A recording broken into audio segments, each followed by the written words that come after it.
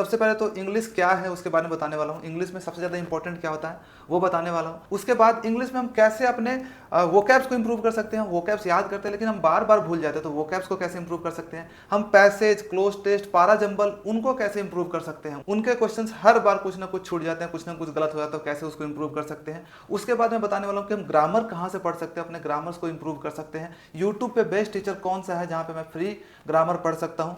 उसके बाद हम जो एरर वाले क्वेश्चंस होते हैं वो हमारे गलत हो जाते हैं। हम अगर चैप्टर वाइज करते हैं वो तो सही हो जाता है, लेकिन जब हम मिक्स वाले क्वेश्चंस करते हैं तो हमारे एरर गलत हो जाते हैं, तो कैसे हम एरर को इंप्रूव कर सकते हैं। ठीक है, और साथ में इस वीडियो के लास्ट में मैं एक स्पेशल टिप्स आपको देने वाला हूं कि कैसे आप इंग्लिश में जो भी छोटी मोटी कमी है उसको पूरा कर सकते हो। और ये वाला जो टिप्स है मेरे लिए तो काफ़ी हेल्पफुल था मेरे प्रिपरेशन में, और आपके लिए भी डेफिनेटली काफ़ी हेल्पफुल होगा। तो लास्ट वीडियो मैंने आपको मैथ्स में 50 में 50 स्कोर कैसे करना वो मैंने बताया था। इस वीडियो में आपको बताने वाला हूँ कि इंग्लिश में आप कैसे 50 में 50 स्कोर कर सकते हो, और सब कुछ डिटेल में मैं बताने वाला हूँ, एकदम बिगिनर लेवल से लेकर के एडवांस लेवल तक। आपका चाहे इंग्लिश में जितना भी मार्क्स आता हो, आप एक बिगिनर्स हो, स्टार्ट कर रहे हो, या फिर इंटरमीडिएट लेवल पे हो, आप कुछ इंग्लिश आपने पढ़ाई कर रखा है, या फिर आपके मार्क्स अच्छे आते हैं लेकिन 30, 35, 40 के आसपास अटक जाता है, तो कैसे आप 50 तक ले जाते हो, सबके लिए ये वीडियो हेल्पफुल है। ठीक है, और इस वीडियो को कंप्लीट देखने के बाद आप जरूर थैंक्स बोलोगे कि भाई इंग्लिश के मेरे जितने भी डाउट थे ना सारे कंप्लीट हो गए। तो इस वीडियो में आपको क्या क्या मैं बताने वाला हूँ सब कुछ डिटेल से बता देता हूँ। सबसे पहले तो इंग्लिश क्या है उसके बारे में बताने वाला हूँ। इंग्लिश में सबसे ज़्यादा इंपॉर्टेंट क्या होता है वो बताने वाला हूँ। उसके बाद इंग्लिश में हम कैसे अपने वोकैब्स को इंप्रूव कर सकते हैं। वोकैब्स याद करते हैं लेकिन हम बार बार भूल जाते हैं, तो वोकैब्स को कैसे इंप्रूव कर सकते हैं। हम पैसेज, क्लोज टेस्ट, पारा जंबल उनको कैसे इंप्रूव कर सकते हैं। उनके क्वेश्चंस हर बार कुछ ना कुछ छूट जाते हैं, कुछ ना कुछ गलत हो जाता है, तो कैसे उसको इंप्रूव कर सकते हैं। उसके बाद मैं बताने वाला हूँ कि हम ग्रामर कहाँ से पढ़ सकते हैं, अपने ग्रामर्स को इंप्रूव कर सकते हैं। यूट्यूब पे बेस्ट टीचर कौन सा है जहाँ पे मैं फ्री ग्रामर पढ़ सकता हूँ। उसके बाद हम जो एरर वाले क्वेश्चंस होते हैं वो हमारे गलत हो जाते हैं। हम अगर चैप्टर वाइज करते हैं वो तो सही हो जाता है, लेकिन जब हम मिक्स वाले क्वेश्चंस करते हैं तो हमारे एरर गलत हो जाते हैं, तो कैसे हम एरर को इंप्रूव कर सकते हैं। ठीक है, और साथ में इस वीडियो के लास्ट में मैं एक स्पेशल टिप्स आपको देने वाला हूं कि कैसे आप इंग्लिश में जो भी छोटी मोटी कमी है उसको पूरा कर सकते हो। और ये वाला जो टिप्स है मेरे लिए तो काफ़ी हेल्पफुल था मेरे प्रिपरेशन में, और आपके लिए भी डेफिनेटली काफ़ी हेल्पफुल होगा।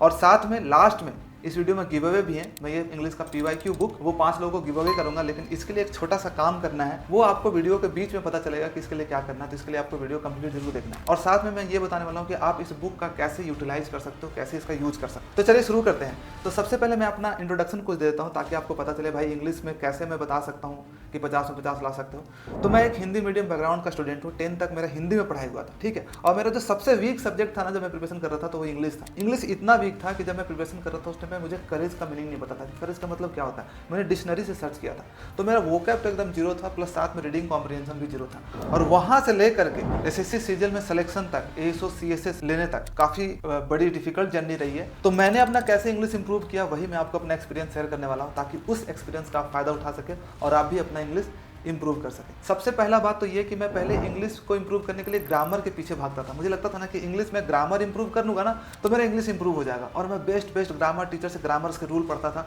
और सोचता था कि इंग्लिश मेरा इंप्रूव हो जाएगा। पर नहीं, अगर आपको इंग्लिश इंप्रूव करना है तो ग्रामर के पीछे नहीं, रीडिंग कॉम्प्रिहेंशन के पीछे और वोकैबुलरी के पीछे आपको भागना पड़ेगा। उनको आपको इंप्रूव करना पड़ेगा, तभी आपका इंग्लिश इंप्रूव होगा। इंग्लिश को मैं अगर बोलूंगा तो इसके 3 ब्रांचेस हैं। पहला जो आता है वो आता है रीडिंग कॉम्प्रिहेंशन, दूसरा आता है वोकैबुलरी का पार्ट, और तीसरा आता है इसका ग्रामर का पार्ट। और जो मैं पहला और दूसरा जो पार्ट है रीडिंग कॉम्प्रिहेंशन और वोकैब, उसका जो रोल है इंग्लिश में 70 से 80% है, और जो ग्रामर का रोल है वो सिर्फ आपका 20 से 30% रोल है। तो आपको अगर इंग्लिश इंप्रूव करना है तो पहला दूसरा पार्ट को इंप्रूव करना होगा, तीसरा अपने आप इंप्रूव हो जाएगा। उस पर काम करना पड़ेगा, लेकिन आपको उतना टाइम नहीं देना है। आपको ज़्यादा टाइम किस पे देना है? इंग्लिश के पहले दूसरे पार्ट पे, रीडिंग कॉम्प्रिहेंशन पे और वोकैबुलरी पे, तभी आपका इंग्लिश इंप्रूव होगा।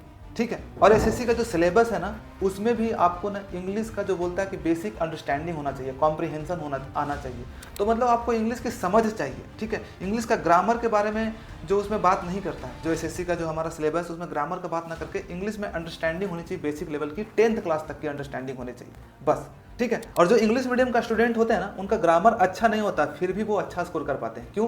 क्योंकि उनका इंग्लिश में कॉम्प्रिहेंशन अच्छा होता है। वो बचपन से इंग्लिश का रीडिंग करते आते हैं, इंग्लिश बोलते हैं और इंग्लिश सुनते हैं, इंग्लिश में पढ़ते हैं, तो क्या होता है उनका इंग्लिश का लैंग्वेज पर कमांड आ जाता है, जिससे अगर वो इंग्लिश का क्वेश्चन बनाएंगे ना तो ज़्यादा वो सॉल्व कर पाएंगे, भले उनका ग्रामर अच्छा ना हो।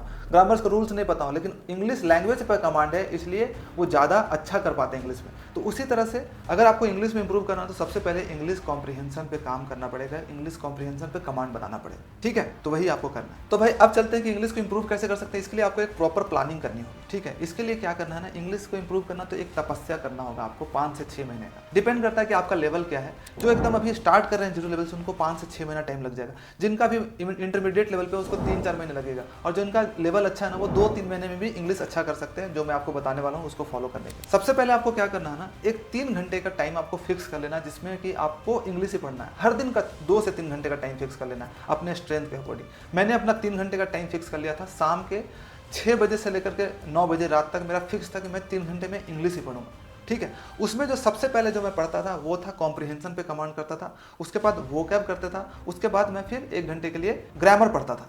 तो सबसे पहले कॉम्प्रिहेंशन। तो कॉम्प्रिहेंशन इंप्रूव करना तो क्या है, आप बहुत पहले से ही सुनते आ रहे होगे, बहुत लोगों ने बोला होगा कि अगर आपको इंग्लिश इंप्रूव करना है तो पेपर पढ़ो, पेपर पढ़ो, पेपर पढ़ो, ठीक है। लेकिन हम पेपर पढ़ने का ट्राई भी करते हैं, लेकिन क्या हम पेपर पढ़ पाते हैं? नहीं पढ़ पाते। क्यों?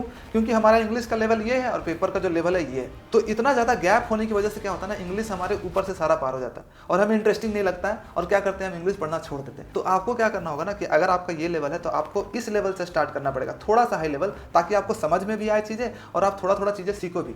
तो मेरे साथ भी ऐसा था। मैं पेपर पढ़ना स्टार्ट किया था, मुझे लोग बोले कि पेपर पढ़ो, हिंदी पढ़ो, ये पढ़ो, नॉवेल्स पढ़ो। तो मैंने वो सब ट्राई किया, पर मैं क्या हुआ, मैं फेल हो गया। 15 दिन 20 दिन पढ़ने के बाद वो कंटिन्यू नहीं हो पाता। फिर मैंने क्या किया कि मुझे अपने लेवल से जस्ट थोड़ा सा ऊपर वाला लेवल का चीज़ पढ़ना होगा। तो क्या किया, मैंने एनसीईआरटी की जो स्टोरी बुक्स होती है उसको पढ़ना स्टार्ट किया, ठीक है, वहाँ से। और कौन सा क्लास से स्टार्ट किया? क्लास 6 का जो एनसीईआरटी का स्टोरी बुक्स आता वहाँ से। तो 6 वाले लेवल क्या होता है कि आपका, मेरा लेवल के हिसाब से था, थोड़ा सा लेवल अप था, वहाँ पे नए नए वोकैब्स मुझे मिल जाते थे और नए नए कुछ कुछ चीज़ें मिल जाती थी, सीखने को मिल जाता। तो मैंने क्लास 6, 7, 8, 9, 10 4 क्लास का बुक मैं स्टोरी बुक ले आया अपने घर पे और 6 क्लास से पढ़ना शुरू किया। तो आपको भी अपने लेवल के हिसाब से आपको वहाँ से पढ़ना शुरू करना और बहुत अच्छे से पढ़ना है, एकदम एक्टिव रीडिंग करनी है।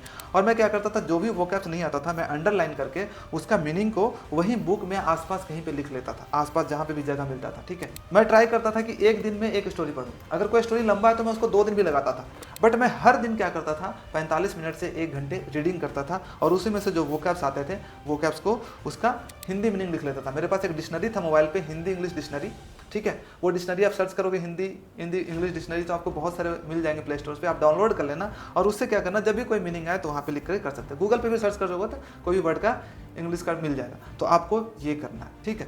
तो मैंने ये किया, पढ़ना शुरू किया, धीरे धीरे करके अंडरस्टैंडिंग बनते गई, लेवल भी मुझे मज़ा भी आता था क्योंकि स्टोरी होता था, उसमें फोटोज़ होते थे। तो वो ऐसे ऐसे करके पढ़ना शुरू किया। कैसे पढ़ना है डिटेल में, इसके लिए मैंने एक वीडियो बना दिया है, यहाँ पे आ रहा होगा उसका सबटाइटल्स, और आई बटन पे क्लिक करके आप उस वीडियो को देख सकते हो। डिस्क्रिप्शन में भी मैं डाल दूंगा उस वीडियो को, ठीक है। जितने भी वीडियो के बारे में मैं बात करूंगा इस वीडियो में, मैं डिस्क्रिप्शन में भी उसका डाल दूंगा कमेंट, ताकि आप देख सकते हो, ठीक है। और भी मैं वीडियो के बारे में बताने वाला हूँ। तो आपको यही करना है, 1 घंटे आपको ये करना है। एक्टिव रीडिंग कैसे करनी है मैंने बता दिया। पहला घंटा मैं यही करता था। दूसरा घंटा क्या था, मुझे वोकैब्स याद करने थे। अब मैंने वोकैब्स जो रीडिंग डालते समय वोकैब्स कुछ कुछ तो आते थे, वो मैं लिखता था एक्स्ट्रा, लेकिन जो प्रीवियस ईयर क्वेश्चंस जो वोकैब्स थे एसएससी के, उसको मैंने याद करना शुरू कर दिया। और ये मैं कहाँ से करता था, इसके लिए आपके पास जो भी बुक है आप उसको यूज़ कर सकते हो। आपके पास हो सकता है कोई वोकैब्स बुक है, उसी को यूज़ करो, लेकिन देखना कि उस वोकैब बुक में आपका क्या होना चाहिए, ए से लेकर के जेड तक सारे वोकैब्स होना चाहिए, 2000 1500 के आसपास सीरियल वाइज, ठीक है। उसके बाद 1 वर्ड सब्स्टिट्यूशंस उसमें होने चाहिए 1000-1500 के आसपास। अगर इडियम्स फ्रेजेस उस बुक में अगर 1000-1500 के आसपास इडियम फ्रेजेस हैं और उसमें कुछ प्रैक्टिस के लिए synonym, antonyms, 1 word substitutions previous year का दिया हुआ, तो वो बुक सही है। कोई भी बुक हो सकता है, नीतू मैडम की बुक आती है, ब्लैक बुक आता है, एसपी बख्शी का बुक आता है, और अदर भी बहुत सारे बुक्स हैं। आपके पास जो भी वोकैब्स वाली बुक्स है, अगर मैंने जो चीज़ बोली वो उस बुक में है, तो मतलब वो बुक अच्छी है, आप उसी से पढ़ सकते हो, आपको कोई नया बुक लेने की जरूरत नहीं है, ठीक है। मैं क्या करता था, स्टार्ट कर दिया, ए से पढ़ना शुरू किया अपना विनिंग को। आपको सिनोनिम्स याद करने की जरूरत नहीं है। बहुत सारे लोग ये गलती करते हैं, क्या करते हैं, सिनोनिम्स याद करते हैं। एक वर्ड लेते हैं, उसका 5 सिनोनिम याद करने की कोशिश करते हैं, दूसरा वर्ड लिए उसका 5 सिनोनिम और एंटोनिम याद करने की कोशिश करते हैं। आपको ये नहीं करना है, आपको सिर्फ उसका मीनिंग याद करना है। जैसे मैं कोई इंग्लिश में वर्ड होता था, उसका मैं हिंदी मीनिंग याद करता था, क्योंकि मैं हिंदी ही याद कर सकता था। बहुत सारे लोग इंग्लिश वर्ड के इंग्लिश को मीनिंग को ही याद करते हैं, तो आपके लिए जो कन्वीनियंट है आप वो याद करो, ठीक है। तो मैं इंग्लिश का हिंदी याद करता था, और मैंने ए से लेकर के जेड तक धीरे धीरे करके सारे याद किए। अबेस, अबेटवायर, अबेटमेंट, अब्डिकेट, अबलूशन, मुझे अभी भी याद है, मतलब मैं जो याद किया था ना ऐसे ही आया था। अबेस मतलब नीचे दिखाना, अबेटोयर मतलब बुच्चड़ खाना, अबेटमेंट मतलब दुष्प्रेरण, अब्डिकेट मतलब त्याग देना, मतलब मुझे याद है अभी तक। तो आप समझ सकते हो कि मैंने किस लेवल को उस टाइम पे याद किया था। उसी तरह से बी से, तो पहले मैं ए से सब कुछ याद करता था और याद ट्राई करता था कि 20 वर्ड मीनिंग मैं हर दिन याद करूँ। ठीक है, 20 में क्या होता था कि 4-5 तो आपको पहले से याद रहते हैं, वो आपको मिल जाते हैं, तो 15 ही याद करना होता। वहाँ से मैं एक एक करके याद करता था और कोई भी तरीका अपनाता था। याद नहीं होता, आपको बार बार उसको रिवाइज करना होता है, तो आपको तरीका अपनाना पड़ेगा। कभी कभी उसका नेमोनिक्स आपको गूगल से सर्च करना पड़ेगा। अगर कोई नहीं याद आ रहा तो गूगल पर सर्च करके उसका सेंटेंस देख लिए, किसी पर्सन से आप रिलेट कर लो। अबेटोयर मतलब बुच्चड़ खाना था, तो मैं एक अबेटोयर को हमेशा देखा था। बुच्चड़ खाना वही होता है जहाँ पे बड़े बड़े जो जानवर है उसको काटा जाता है। तो मुझे बचपन में याद था कि एक जगह था जहाँ पे काटा जाता था, तो मैं उस वर्ड को वहाँ से रिलेट कर लिया। उसी तरह से कोई वर्ड होता था, मैग्नेनिमस हो गया, मतलब बड़े दिल वाला, जो बड़ा दिल वाला। तो कोई मैं एक ऐसा दोस्त जो कि बहुत बड़े दिल वाला है, उससे रिलेट कर लेता था। तो ऐसे रिलेट कर करके आपको वोकैब्स याद करना है। ठीक है, और वोकैब्स कैसे मैंने याद किया था पूरा डिटेल में जानना, तो मैंने इसके लिए भी एक वीडियो बना दिया, यहाँ पे दिख रहा होगा थंबनेल, उसका डिस्क्रिप्शन में आपको वो मिल जाएगा। ठीक है, लेकिन यही तरीका था, मैंने याद किया। अब जब अगले दिन मैं वोकैब्स याद करने आता था ना, तो पहले मैं 20 वोकैब्स को रिवाइज करता था, फिर आगे 21 नंबर से लेकर के 40 नंबर तक याद करता था। कभी कभी होता था कि 40 तक नहीं याद हुआ, 30 तक ही याद हुआ, तो 30 ही तक याद करता था। लेकिन हर दिन मैं पीछे वाले वोकैब्स को याद करके ही आगे बढ़ता था। तो वोकैब्स के लिए मैं एक चीज़ और आपको बताना चाहूँगा कि वोकैब्स ना एक रूट वर्ड से भी आपको चीज़ें याद होती है। बहुत सारी रूट वर्ड क्या होता है कि एक रूट चीज़ होती है और उससे बहुत सारे वर्ड्स बन जाते हैं। जैसे फिल का मतलब होता है लव, फिलोलॉजी, फिलॉसफी, फिलॉन्थ्रेपी। इसी तरह से एक फिल वर्ड होता है, फिल का मतलब होता है लव। लव से बहुत सारी चीज़ें होती है। तो जब आपको पता चल जाएगा ना फिल का मतलब लव होता है, तो आप उससे रिलेट करके बहुत सारे आप वर्ड्स बना सकते हो। पोली मतलब होता है मल्टीपल, पोलीगैमी, पॉलीएंड्री, पॉलीग्लॉट। और जब आपको रूट वर्ड पता होता है तो उससे बहुत सारे मीनिंग आप कम से कम एक रूट वर्ड से हो सकता है कि 5-10 मीनिंग भी आप याद कर सकते हो। तो एक रूट वर्ड के लिए बहुत अच्छी बुक है जिसका भी आप यूज कर सकते हो। अगर आपको इंग्लिश में वोकैब्स को और स्ट्रॉन्ग करना है तो मैंने यूज़ किया था, उसका नाम है वर्ड पावर मेडीजी। आप इस बुक का यूज कर सकते हो। इस बुक को पढ़ना थोड़ा सा डिफिकल्ट होगा क्योंकि फॉरेन ऑथर के द्वारा लिखा हुआ है, लेकिन क्या है ना, इसको भी आप पढ़ सकते हो। यूट्यूब पे आप सर्च करोगे word power made easy playlist, तो आपको बहुत सारे प्लेलिस्ट आपको मिल जाएंगे जो कि आप पूरा बुक पढ़ाया हुआ आपको अच्छे से, तो आप उसका हेल्प लेकर के आप ये वाला बुक पढ़ सकते हो। और ये बुक पढ़ लोगे ना पूरा कंप्लीट 2 से 3 मिनट लगेगा, और बहुत सारे वोकैब्स को आप रूट वर्ड से याद कर लोगे और बहुत अच्छा भी लगेगा आपको। और इस बुक में आपको एक्सरसाइजेस भी करने हैं, आपको एक्सरसाइज करके भी आपको सब चीज़ करना है। तो ये बुक और इम्पॉर्टेंट है अगर आपको अपने वोकैब्स को इम्प्रूव करना है। तो रीडिंग कर लिया 1 घंटे के आसपास, 45 मिनट से 1 घंटे, वहाँ से वर्ड मीनिंग मिली, उसको याद किया। दूसरा घंटे में ये करता था, और तीसरे घंटे में क्या करता था, ग्रामर। ठीक है, और तो ग्रामर के लिए क्या करता था भाई, मैं ग्रामर के लिए मैंने जो भी टीचर्स उस समय ले रखा था, उसमें क्लास ले रखा था। ठीक है, तो क्लास वाले जो टीचर मुझे पढ़ाते थे, मैं बस उसी का जो ग्रामर नोट्स कॉपी बनाता था, उनका जो कुछ एरर वगैरह थे वही मैं करता था चैप्टर में। तो आपको भी यही करना है। अगर आप किसी टीचर से पढ़ रहे हो तो उसी से चुपचाप आप ग्रामर पढ़ो। ठीक है, अपना नोट्स कॉपी प्रॉपर्ली बनाओ, नाउन प्रोनाउन एडजेक्टिव जो भी रूल्स है अच्छे से बनाओ, और सब में आपको एग्जाम्पल्स करने हैं। ठीक है, हर एक याद रखना कि अगर नाउन पढ़ रहे हो तो नाउन में कम से कम 50-60 एरर आपके उस चैप्टर्स के क्वेश्चंस हों। प्रोनाउन पढ़ रहे हो तो 50 उसका सारे रूल्स और 50-60 क्वेश्चंस आपके कॉपी में हो और उनको बार बार रिवाइज करना है। ठीक है, अगर आपके पास कोई टीचर तो ठीक है, नहीं तो यूट्यूब पे आप फ्री पढ़ सकते हो। कहाँ से पढ़ सकते हो, यूट्यूब पे 2 टीचर हैं जो कि मुझे पर्सनली काफ़ी पसंद है। पहला है अमन वशिष्ठ सर, जिनसे मैंने फिजिकल क्लास लिया था एक्चुअली जब मैं दिल्ली में प्रिपरेशन कर रहा था। तो बहुत अच्छे तरीके से उन्होंने पढ़ाया था, ग्रामर्स को, रूल्स को तोड़ के ब्रेक करके, पार्ट्स ऑफ स्पीच को।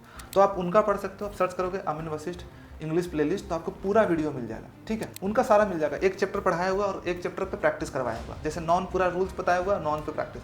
उसी तरह से एक और टीचर है जिनका नाम तरुण ग्रोवर है, सर्च करोगे यूट्यूब पे तरुण ग्रोवर इंग्लिश प्लेलिस्ट, तो आपको 41 वीडियो का है प्लेलिस्ट है। अब इन वीडियो पे एक एक करके देख लो आराम से, और नोट्स कॉपी बना लो प्रॉपर, आपका सारा इंग्लिश खत्म हो जाए। ठीक है, ग्रामर का पार्ट यहाँ से रोज खत्म हो जाए। तो आप ये कर सकते हो, तो या तो अमन वशिष्ठ सर या फिर तरुण ग्रोवर, जो आपको अच्छा लगता है उनसे कर सकते हो। ऑलरेडी अगर आप किसी टीचर से पढ़ रहे हो तो किसी से पढ़ने की जरूरत नहीं, आपको 1 घंटे में बस यही करना है, अपने रूल्स को बार बार याद करना, रिवाइज करना। तो आपको यही 3 चीजें करनी है, आपको ज्यादा कुछ नहीं करना है। ठीक है ना। अब याद रखना, एनसीईआरटी के बुक जब भी पढ़ते हो ना, तो जब नेक्स्ट डे आओ तो ये नहीं कि पहला स्टोरी पढ़ लिए तब दूसरा स्टोरी पे चले जाए डायरेक्ट, नहीं। पहला स्टोरी में आपको हो सकता है 10-15 वर्ड मीनिंग मिले हुए, तो आपको सबसे पहले उसको रिवाइज करना है। ठीक है, 5-10 मिनट देना है और जा करके फिर 45 मिनट आगे नया पढ़ना है। उसी तरह से जब वोकैब वाले पार्ट पे गए तो क्या करना है, सबसे पहले वोकैब जो पिछला हमने कर चुके थे, 10, 20, 30, 40 जो भी याद किए थे उसको पहले रिवाइज फटाफट करना है। हाइलाइटर रखना है, हाइलाइटर से जो एकदम नहीं याद होता उसको हाईलाइट कर लेना है ताकि उनको बार बार याद करना है, फिर आगे बढ़ना है। ठीक है, उसके बाद फिर जैसे ग्रामर में चले गए, एक चैप्टर पढ़ा तो उनको रिवाइज किया। ऐसे 5-6 दिन के बाद आपको क्या करना है, आपको नया कुछ नहीं पढ़ना है। मान लो 5-6 दिन में अच्छा खासा आपके पास 3-4 चैप्टर आपने स्टोरी पढ़ लिया, कुछ 100 के आसपास आपने वोकैब्स याद कर लिया और आपने ग्रामर्स भी 1-2 चैप्टर कंप्लीट किया, तो आपको क्या करना है, 1-2 दिन गैप दो, आपको नया कुछ नहीं पढ़ना है। उस दिन क्या करना है, इन्हीं चीज़ों को जो आप पढ़ चुके उनको बार बार रिवाइज करना है। जो भी टाइम आपको 1 घंटे का स्लॉट है, आप जो भी 2 चैप्टर पढ़े उनके वोकैब्स को रिवाइज करो। हो सके तो स्टोरी दोबारा तेज़ी से पढ़ लो, आपको ज़्यादा अंडरस्टैंडिंग आएगी। ठीक है, मैं ऐसा करता था कि 2 बार स्टोरी पढ़ता था, ज़्यादा अंडरस्टैंडिंग आती थी, मुझे समझ में आता था, क्योंकि वोकैब्स मुझे याद आ जाता था और मुझे दोबारा पढ़ता था तो ज़्यादा समझ में आता था चीज़ें। उसी तरह से वोकैब भी आप क्या कर सकते हो कि मान लो 120-130 वोकैब्स हो गए 5-6 दिन में, तो बस उन्हीं 120-30 को रिवाइज कर लो, नया वोकैब्स याद करने की जरूरत नहीं। तो आपको ये प्रोसेस करना बहुत इंपॉर्टेंट है अगर आपको इंग्लिश इंप्रूव करना है तो, और ऐसे आपको धीरे धीरे करके इंप्रूव करना है। ठीक है, अब बात आती है भाई कि अब तो हम वोकैब्स भी याद कर रहे हैं, सब कुछ कर रहे हैं, प्रैक्टिस अब कहाँ से करें चीज़ों को। तो देखो, प्रैक्टिस करने के लिए आपको एक प्रीवियस ईयर का बुक होना चाहिए। SSC is all about previous year. अगर आपने प्रीवियस ईयर का सारे कुछ कर लिया, अगर सिनोनिम एंटोनिम ये सब प्रीवियस ईयर का कर लिया, अगर आपने प्रीवियस ईयर का क्लोज टेस्ट पैसेज ये सब चीज़ें कर ली और ये सब कर लिया, और जो एरर वगैरह प्रीवियस ईयर का तो कर लो, तो इसके लिए मैं रिकमेंड करूँगा कि इंग्लिश की जो भी बुक है आप उससे कर सकते हो, पर मैं रिकमेंड करूँगा कि आप जो है जो किरण पब्लिकेशन की प्रीवियस ईयर की बुक है आप इससे कर सकते हो। इसमें सब कुछ आपको मिल जाएगा। ठीक है, मैं बता देता हूँ इसमें क्या क्या चीज़ें हैं। तो आप प्रैक्टिस करने के लिए जो इंग्लिश की ये किरण पब्लिकेशन की बुक है ना, जो chapter wise type wise book है टीसीएस पैटर्न का, आप इससे कर सकते हो। इसमें आपको सब कुछ मिल जाएगा, सारे चैप्टर्स आपको मिल जाएंगे। यहाँ पे तो सबसे पहले ये भी दिया हुआ कि कौन से साल में कितने कितने क्वेश्चंस किससे आए हैं। ठीक है, तो आपको यहाँ मिल जाएगा कि जैसे कि एसएससी सीजीएल एग्जाम हुआ था तो 25 क्वेश्चन में किसमें पोर्शन से एरर से कितने क्वेश्चन थे, सेंटेंस इंप्रूवमेंट से कितने क्वेश्चन थे, ठीक है, सिनोनिम्स कितने क्वेश्चन आए थे, वन वर्ड सिचुएशंस, ये आपको यहाँ से मिल जाएगा। और बाकी सब कुछ यहाँ पे आपको मिल जाएगा, जैसे कॉमन एरर जो प्रीवियस ईयर के आए हुए हैं, सेंटेंस इंप्रूवमेंट का जो आता है, ट्रांसफॉर्मेशन ऑफ सेंटेंस हो गया, डायरेक्ट इनडायरेक्ट, इसके भी क्वेश्चन पूछे जाते हैं। ये वाला आपको चैप्टर्स ध्यान से पढ़ना है। फिल इन द ब्लैंक्स हो गया, सिनोनिम्स हो गया, एंटोनिम्स हो गया, सब कुछ आपको डिटेल मिल जाएगा। ठीक है, तो अब यहाँ से आप प्रैक्टिस करना शुरू करो जो भी है। तो जैसे कॉमन एरर का है, कॉमन एरर आप प्रैक्टिस कर सकते हो, जितना भी कॉमन एरर आया हुआ प्रीवियस ईयर का आप कर सकते हो। कुछ एरर हो सकता है जो कि आपको डिफिकल्ट लगे, 3-4 जो नहीं बने, तो आपको क्या करना है, उसको हाईलाइट कर देना है। ठीक है, एरर वाले टाइप। जैसे मान लीजिए इसमें एरर में ये वाला क्वेश्चन आपको इंपॉर्टेंट लगा, तो आप इसको हाईलाइट कर सकते हो ताकि बार बार इसको सॉल्व कर सको। ठीक है, एरर हो गया, एरर के सारे क्वेश्चन, इसका सॉल्यूशन भी इधर दिया हुआ है सारा डिटेल में कि क्या इसमें कौन सा रूल्स लगा, तो आप ये कर सकते हो। जैसे सेंटेंस इंप्रूवमेंट है, सेंटेंस इंप्रूवमेंट के भी सारे क्वेश्चन आपको मिल जाएंगे। फिल इन द ब्लैंक्स है, वो वाले जो आते हैं क्वेश्चन वो मिल जाएंगे। सिनोनिम्स, टोटल सिनोनिम्स जितने भी आए हुए हैं प्रीवियस ईयर के सारे आपको मिल जाएंगे। इसको भी आपको उसी तरह से करना है। मैं तो इसको बोलूँगा कि सिनोनिम्स में आपको इसका हिंदी मीनिंग भी लिखना है, मतलब कन्वर्स का मतलब क्या होता है इसका हिंदी में लिखना है। टॉक मतलब तो आपको पता होगा, एग्री, अपोज, डिस्प्ले। कन्वर्स करना मतलब टॉक होगा, आई थिंक सो। ठीक है, इसका आंसर सिनोनिम अगर है तो हाँ। ठीक है, फिलैंथ्रोपिस्ट मतलब क्या होता है, फिलैंथ्रोपिस्ट मतलब दान पुण्य ज़्यादा करता है। ह्यूमैनिटेरियन इसका आंसर होगा, फिलोसफर, ह्यूमनिस्ट। तो आपको ये सब भी मीनिंग आपको याद करना है, इसका हिंदी मीनिंग लिख लेंगे। ठीक है, सिनोनिम आपको मिल जाएंगे, उसका सॉल्यूशन भी आपको मिल जाएगा। ठीक है, एंटोनिम आपको मिल जाएगा, वन वर्ड सिचुएशन मिल जाएगा, इडियम्स का प्रैक्टिस मिल जाएगा, प्रीवियस ईयर का आया हुआ है। और सबसे अच्छी बात है कि यहाँ पे आपको सेंटेंस अरेंजमेंट जो PQRS जिसको बोलते हैं, पैराजंबल, वो भी आपको सारे जितने भी आए हुए हैं वो मिल जाएगा। क्लोज टेस्ट, क्लोज टेस्ट आप प्रैक्टिस कर सकते हो यहाँ से पूरा डिटेल में, क्लोज टेस्ट वगैरह। और साथ में लास्ट में पैसेज, जितना पैसेज आपको प्रैक्टिस करना है आप कर सकते हो यहाँ से। तो इससे आप प्रैक्टिस कर सकते हो चीज़ों को, या फिर आपके पास जो भी बुक्स है आप उससे कर सकते हो। प्रीवियस ईयर करना बहुत इंपॉर्टेंट है, SSC is all about previous year. अब चलते हैं प्रैक्टिस पे, बात करते हैं कि आपको ऑनलाइन कहाँ से प्रैक्टिस करना चाहिए। तो ऑनलाइन प्रैक्टिस के लिए मैं बोलूँगा ना कि आप टेक्स्ट बुक वाला जो ऐप है उसको यूज़ कर सकते हो, टेक्स्ट बुक का प्लेटफॉर्म, उसको आप यूज़ कर सकते हो। वहाँ पे आपको ना सब चीज़ चैप्टर वाइज आपको मिल जाएगा। ठीक है, आप जाओगे ना तो वहाँ पे सेक्शनल टेस्ट भी आपको इंग्लिश के मिल जाएंगे, आपको सेक्शनल टेस्ट देना है वहाँ पे, और उसका डिटेल सॉल्यूशन मिल जाता है टेक्स्ट बुक पे। सबसे अच्छी बात है, आप कोई भी चैप्टर, जैसे नॉन है तो नॉन के आप कुछ क्वेश्चन कर सकते हो, पर नॉन के क्वेश्चन कर सकते हो। सिनोनिम मिल जाएगा आपको, एंटोनिम्स मिल जाएगा आपको, वन वर्ड सिचुएशन मिल जाएगा। आप जिस चीज़ का प्रैक्टिस करना चाहते हो वहाँ पे आप कर सकते हो। ठीक है, और साथ में आप इस प्लेटफॉर्म को मॉक टेस्ट के लिए भी यूज़ कर सकते हो, काफ़ी अच्छा है। और जो इसका क्वेश्चन का लेवल है ना, जो एग्जाम का लेवल होता है उसी के हिसाब से होता है, तो आप इसको यूज़ कर सकते हो, काफ़ी आपको बेनिफिट होगा। और एक अच्छी बात ये है कि अभी ना टेक्स्ट बुक पे सेल चल रहा है 29, 30, 31, तो काफ़ी कम प्राइस में इसका जो आपको पास है मिल जाएगा, तो इसका फ़ायदा उठा सकते हो। और अगर आप टॉपर कूपन कोड यूज़ करोगे तो कुछ एक्स्ट्रा डिस्काउंट भी आपको मिल जाएगा, तो इसका फ़ायदा उठाइए, इस प्लेटफॉर्म को यूज़ कीजिए, बहुत अच्छे से देखिए कि क्या क्या चीज़ें हैं, और अपने मार्क्स को इंप्रूव कीजिए, 50 में 50 लिए। ठीक है, इस वीडियो में मैंने आपको गिव अवे के बारे में बताया था कि आपको गिव अवे मिलने वाला है, इसके लिए एक छोटा सा काम करना है। तो इसके लिए आपको क्या करना है ना, सबसे पहले तो सब्सक्राइब करना है चैनल को और लाइक करना है इस वीडियोज़ को। ठीक है, उसके बाद आपको कमेंट बॉक्स में लिखना है, ठीक है, अपना सबसे पहले आपको नाम और अपना स्टेट लिखना है, जैसे राहुल फ्रॉम बिहार या फिर राजस्थान, जो भी है आपको लिखना। उसके बाद आपको लिखना है कि आपका फेवरेट पोस्ट कौन सा है। ठीक है, आपका फेवरेट पोस्ट कौन सा है, माई फेवरेट पोस्ट इज ये।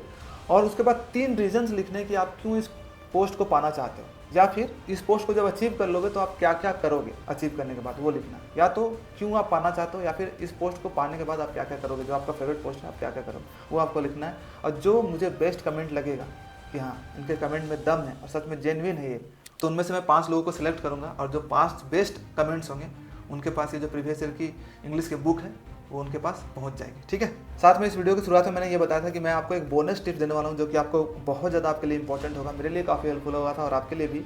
और वो बोनस टिप ये है, आपको इंग्लिश का सेक्शनल मॉक टेस्ट लगाना है। ठीक है, आपको इसका हैबिट एकदम स्टार्टिंग से ही करना है। जब आप प्रिपरेशन स्टार्ट करते हो ना, तभी से ना इंग्लिश का सेक्शनल टेस्ट लगाना शुरू कर दो। आपको लग रहा होगा कि मुझे इंग्लिश में कुछ पढ़े ही नहीं होंगे, रूल वूल, तो कैसे भाई सेक्शनल टेस्ट लगा के क्या फ़ायदा।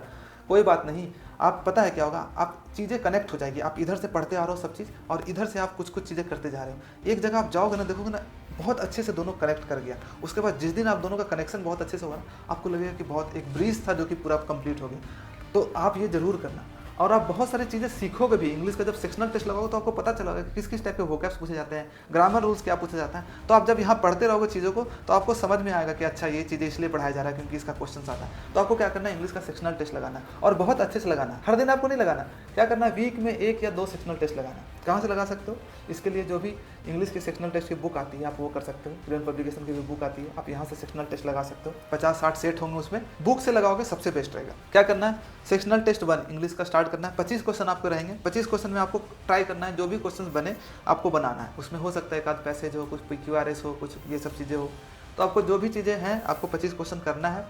और उसके बाद क्या करना है, क्वेश्चन ना बने कोई बात नहीं, मान लो 25 में से सिर्फ आपका 5 से 7 क्वेश्चन या 10 क्वेश्चन बना, 15 क्वेश्चन नहीं बना, आपको क्या करना, सारे का सॉल्यूशन देखना है आपको। ठीक है, जैसे कि मान लीजिए वर्ड मीनिंग है, सिनोनिम्स है, तो आपको एक क्वेश्चन दिया रहेगा, उसके 4 ऑप्शन दिए रहेंगे, सारे वर्ड्स का आपको हिंदी मीनिंग आपको उसी कॉपी में या फिर बुक में लिख लेना, हिंदी मीनिंग सर्च करके। कोई रूल्स है तो उसके रूल्स को देख लेना है, कैसे इसका सॉल्यूशन क्या है। उसके बाद मान लो कोई पैसेज है तो पैसेज में क्या क्या आपने सही किया गलत किया वो कर लेना है। आपको 25 क्वेश्चन बहुत अच्छे से कर लेने हैं, उसके जितने भी वोकैब्स हैं वो सारे कर लेने हैं। ठीक है, और आपको क्या करना है, इसको मल्टीपल टाइम्स करना है। एक बार आपने ये सेक्शनल टेस्ट कर लिया, ठीक है, 2-3 दिन लगेगा, उसको रिवाइज करो बहुत अच्छे से। 25 क्वेश्चन रट्टा मार लो, रूल्स आपको याद नहीं होते, अलग अलग रूल्स है, रूल्स को रट्टा मारने की कोशिश करो, याद करने की कोशिश करो। फिर कुछ दिन के बाद फिर से दूसरा सेक्शनल टेस्ट लगा, उसको भी उसी तरह से 25 क्वेश्चन को बहुत अच्छे से करने की कोशिश करो। ठीक है, 2 लगा लिया, कुछ दिन के बाद फिर से तीसरा लगाओ, 3 लगा लिया, 3 लगाने के बाद क्या, चौथा मत लगाओ, आप तीनों को रिवाइज करो। देखो हाँ, पहला में ये 4 वोकैब्स थे, उसका हिंदी मीनिंग ये है, अच्छा ये ग्रामर रूल था, ये था, प्रीपोजिशन का एक क्वेश्चन था, इसमें ये लगेगा, अच्छा ये PQRS का क्वेश्चन था, इसमें मैंने सॉल्यूशन देख लेना। सॉल्यूशन देख करके आप कर सकते हो। ऐसे करके क्या करना है कि जब तक आपका पूरा सिलेबस कंप्लीट होगा ना, आपके 30-40 50 30-40 के आसपास आप सेक्शनल टेस्ट लगा लोगे इंग्लिश के, और उनको बहुत अच्छे से करना है। 30-40 ऐसे कर लेने हैं सेक्शनल टेस्ट कि आपको 30-40 में कोई भी क्वेश्चन पूछा जाए तो आपको याद रहे, भले आप रट्टा मार के याद किए, आपको वो वोकैब्स याद रहे, आपको ग्रामर रूल्स याद रहे, वो याद रहे। अगर आपने ऐसा कर लिया ना तो बहुत अच्छा आपका इंपैक्ट पड़ेगा आपके इंग्लिश का प्रिपरेशन। तो आप ये करना, sectional test practice from beginning, ये आपको टिप्स याद रखना। ठीक है, ये करोगे, देखना कि आप जो एकदम पजल की तरह सॉल्व होता है ना, इधर से एक पजल आ रहा है, किधर से आ रहा है, दोनों एकदम एक दूसरे से इतना अच्छा से कंबाइन होगा कि आपको लगे कि वाह बहुत अच्छा हुआ मेरा प्रिपरेशन। ठीक है, तो आप ये जरूर करना। तो ये था इंग्लिश का प्रिपरेशन का टिप्स, जो कि डेफिनेटली आपको हेल्प करने वाला है। आपको ये तपस्या करना पड़ेगा, इंग्लिश को अगर इंप्रूव करना है तो इतना टाइम देना पड़ेगा जो मैंने टाइम बताया है, 3 घंटे का टाइम हर दिन। अगर आप 3 घंटे का हर दिन टाइम देते हो तो डेफिनेटली 5 से 6 महीने में इंग्लिश आपका सबसे स्ट्रॉन्ग सब्जेक्ट होगा, और आपको ज़िंदगी ही भर ये जो 5-6 महीने का मेहनत है ना हेल्प करेगा। मेरा इंग्लिश इतना इंप्रूव हो गया कि मैं कुछ भी पढ़ सकता हूँ, मेरे पास नॉवेल्स रहता है, नॉवेल्स आराम से पढ़ सकता हूँ, पेपर पढ़ना होता है पेपर पढ़ लेता हूँ, क्योंकि मैंने मेहनत किया। मैंने 4-5 हज़ार वोकैब्स याद किए, 400-500 मैंने पैसे सॉल्व किए, बहुत मेहनत किया। ठीक है, बार बार मैंने वोकैब्स को याद किया, लिख करके याद करता था, कितने सारे स्टोरीज पढ़े, और आज मेरा इंग्लिश काफ़ी अच्छा है। ठीक है, तो आपको भी ये जो मैंने स्ट्रेटजी बताया आपको भी काफ़ी हेल्प करेगा, आपका भी मार्क्स काफ़ी इंप्रूव होगा। वीडियो को लास्ट करने से पहले अब मैंने रूल बनाया है कि जब भी कोई वीडियो बनाऊंगा तो एक आपको कोट्स बताऊंगा, मोटिवेशनल कोट्स जो आपको मोटिवेट करेगा। तो आज का जो कोट है वो है, process is more important than result. If you take care of your process you will get the result. ठीक है, MS धोनी का ये कोट है। इसका मतलब यही है कि प्रोसेस ज़्यादा इंपॉर्टेंट होता है, जो हम करते हैं वो ज़्यादा इंपॉर्टेंट होता है। आपको रिजल्ट पे फोकस नहीं करना है, जो आपके हाथ में है, जो आप चीज़ें कर सकते हो उसको स्ट्रैटेजी बना करके आप फॉलो करते जाओ, रिजल्ट आपको मिलेगा। जैसे मैंने आपको बताया कि 3 घंटे का हर दिन का पढ़ाई करना है, 1 घंटे वोकैब्स पढ़ना है, 1 घंटे रीडिंग कॉम्प्रिहेंशन करना और 1 घंटे ग्रामर। अगर आप ये प्रोसेस को 5 से 6 महीने फॉलो करोगे तो डेफिनेटली आपको जो रिजल्ट है वो मिलेगा। ठीक है। तो ये MS धोनी सर का कोट है, मैं उनसे काफ़ी इंस्पायर होता हूँ क्योंकि उनका जो सिटी और मेरा सिटी सेम ही है, रांची से हम बिलोंग करते हैं। एक छोटे से सिटी से होकर के वो इतने हाईएस्ट लेवल तक गए, वर्ल्ड क्लास क्रिकेटर और इंडिया को कितने सारे इंटरनेशनल कप दिलवाए हैं। जब वो कर सकते हैं वहाँ से आकर के, तो हम में से कोई भी कुछ अचीव कर सकता है। ठीक है, उन्होंने प्रोसेस को फॉलो किया, उन्होंने उन चीज़ों पर ध्यान नहीं दिया जो उनके हाथ में नहीं है। ठीक है, उन्होंने उस चीज़ पे ध्यान दिया जो उनके हाथ में थे। उन्होंने प्रैक्टिस किया, कैचिंग प्रैक्टिस किया, विकेट कीपिंग प्रैक्टिस किया, बैटिंग प्रैक्टिस किया। तो उसी तरह से हम भी कर सकते हैं, जो हमारे हाथ में हम उस पर काम करते हैं, हम मेहनत करते हैं, हम प्रैक्टिस करते हैं, वो कैप्स को रिवाइज करते हैं, रीडिंग करते हैं, तो डेफिनेटली हमारा इंग्लिश इंप्रूव होगा। ठीक है, और अगर हम सोचते रहेंगे कि SSC का ये होगा, ये गवर्नमेंट ये करेगी, ये हो रहा है, ये धांधली हो रहा है, वो धांधली, वो हमारे हाथ में नहीं है। उस पर आप काम करोगे तो फिर आपको रिजल्ट नहीं मिलेगा। जो आपके हाथ में, जो आप प्रोसेस कर सकते हो, उस पर आप काम करोगे तो डेफिनेटली आपको रिजल्ट मिलेगा। तो thank you so much for watching this video. जल्दी मिलते हैं एक नए वीडियो के साथ और नए मोटिवेशन के साथ। चलिए बाय बाय, थैंक यू।